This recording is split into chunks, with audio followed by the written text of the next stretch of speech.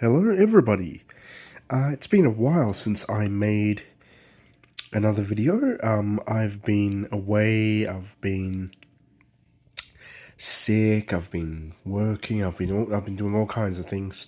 Anyway, I'm back now, and I had some time when the house was quiet to make another video. And the focus for this video is this thing in front of you. I picked this up about a month ago.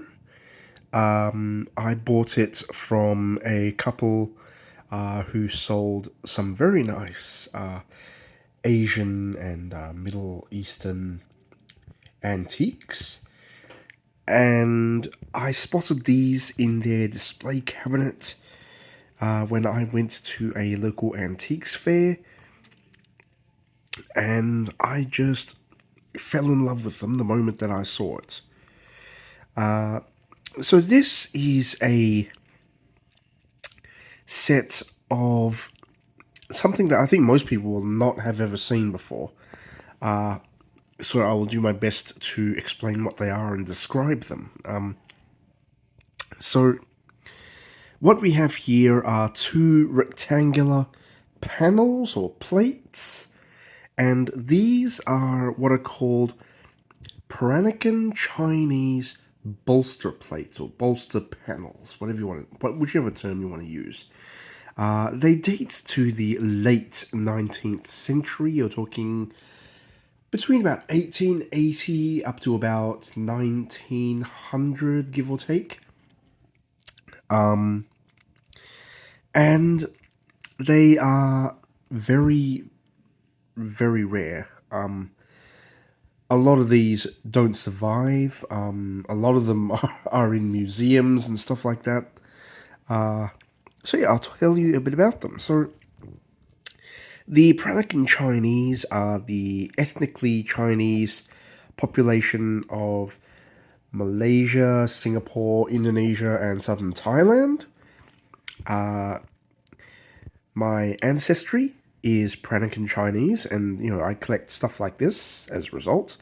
And so the Peranakan Chinese, they loved anything that was gold, silver, that was heavily decorated, that was really colorful, and they would decorate anything that would stand still long enough. And that included stuff like, the stuff that they put on their bed.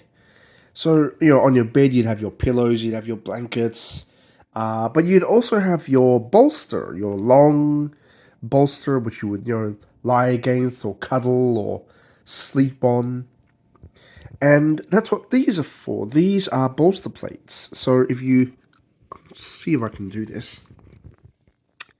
If you zoom in, you will see all the little holes punched into the edge. So what those holes are to sew the plates onto the bolster. So in this case, the end of the bolster would have a rectangular shape to match the shape of the plates. So you'd stuff the bolster really full and fat, so it's like it's not going to wiggle around too much. Then you would stitch these on one side, one on the other, and it would go across your bed. So yeah, they used to make these, and they are incredibly elaborate. This is one of the most elaborate ones I've ever seen. And they're usually very expensive. On sites like eBay and such, they sell for a cheap set will be several $100s. An expensive set will be $1,500, $2,000 or more. Sorry. So pretty expensive for what is very small. These are about 2 inches by about 6 inches, give or take. So very small and very light. These are, if I stack them together, I would hesitate to say that they weigh more than 100 grams. They're very thin, as you can see. They are paper thin, and they are made of silver. As I said before, they are solid silver. A lot of the plates were just heavily decorated with, like, patterns and stuff. These are a little different in the sense that these actually have symbolism on them. The silver-plated bolsters were usually given as, like, wedding presents when a straight Chinese couple got married. They married very, very young in those days. They married in their teens and 20s when these things were made. Extremely young by modern standards. And so as a result, the bolster plates had all kinds of marriage symbolism on them. So you have stuff like the lotus flowers, for example. And then you have I'm trying to remember now, the peacock. And then over here you have the phoenix. This is the Chinese phoenix. Just like the European phoenix, it is supposed to live forever. So the phoenix stands for longevity.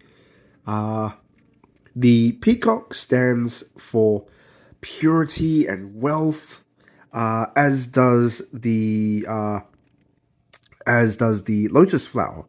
So together, it's supposed to be representing purity, wealth, prosperity, longevity, all the things you want in a long and happy and harmonious marriage with no arguments.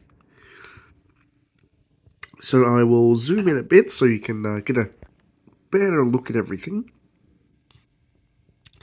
So these are all raised up, repoussé, as they say. Would have been all done by hand. Very, very laborious process to make something like this, which is, again, what leads to why they're so expensive. And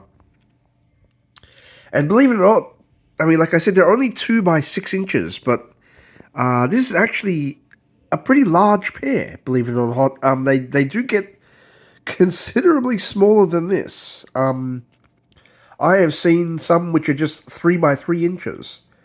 So about, half. So something like this size. So these are actually fairly large for what they are. And as I said, they are expensive and they are rare. During the Second World War, a lot of this stuff was destroyed. It was melted down. It was, bombed out or whatever. Sold off to pay debts. And so they're very rare and expensive nowadays. And I'm very lucky to have a pair.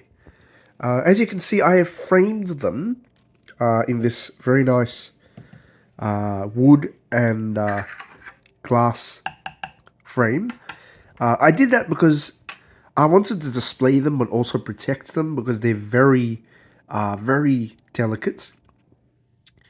There's no structural support to these at all. There's no like back plate or anything like that or framework underneath. It's just one sheet of silver as thin as paper.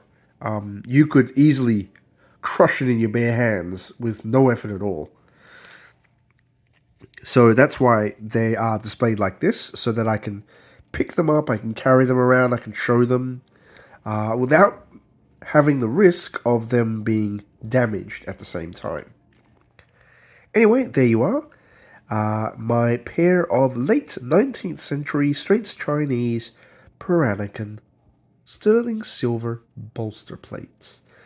If you want to know a bit more about them, then I also have a link to the posting which I made on my blog. You can go and check that out. Anyway, yeah, thank you very much for watching.